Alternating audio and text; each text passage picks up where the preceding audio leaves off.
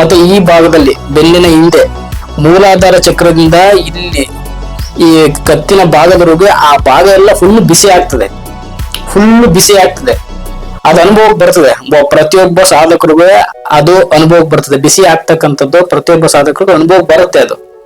ಅದಾದ ನಂತರ ಈ ಭಾಗದಲ್ಲಿ ಬ್ರಹ್ಮರಂಧ್ರದ ಮೂಲಕ ಓಪನ್ ಆದಂಗಾಗಿ ಮಾಮೂಲಿ ಗಾಳಿ ಬೀಸ್ದಂಗ ಆಗುತ್ತೆ. ಈ ತಲೆ ಏನು ಓಪನ್ ಆಗಿರ್ಬೇಕು ಅನ್ನೋದ್ರಲ್ಲಿ ಮುಟ್ಟಿ ನೋಡ್ತರ ಫೀಲ್ ಆಗ್ತದೆ ಇಲ್ಲಿ. ಮತ್ತೆ ಈ ಯೋಗ ತಲೆಯನ್ನು ಮಾಮೂಲಿ ಬುಡಿ ಕೊಟ್ಟಾಗ ಗಾಳಿ ಬೀಸಿದಾಗ ಏನು ಅನುಭವ ಆಗ್ತದೆ ಆ ರೀತಿ ಅನುಭವ ಆಗ್ತದೆ ಇಲ್ಲಿ. ಮತ್ತೆ ಆ ನಂತರ ಈ ಭಾಗದಲ್ಲಿ ಆಜ್ಞಾ ಚಕ್ರದ ಮೂಲಕ ಇಲ್ಲಿ ನೆವೆ ಆಗ್ತದೆ, ಕೆರೆಯಂಗೆ ಆಗ್ತದೆ ಇಲ್ಲಿ. ಧ್ಯಾನಕ್ಕೆ ಕೂತ್ಕೊಂಡಾಗ ಇಲ್ಲಿ ಒಂದು ಡೈಮಂಡ್ ತರ ಸಖತ್ತು ನೋವು ಬಂದು ಫೋರ್ಸ್ಫುಲ್ ಆಗಿ ಇಲ್ಲಿ ಒಂದು ಶಕ್ತಿ ಹೊರಗಡೆ ಹೋಗೋ ತರ ಆಗ್ತದೆ, ಅನುಭವ ಆಗ್ತದೆ.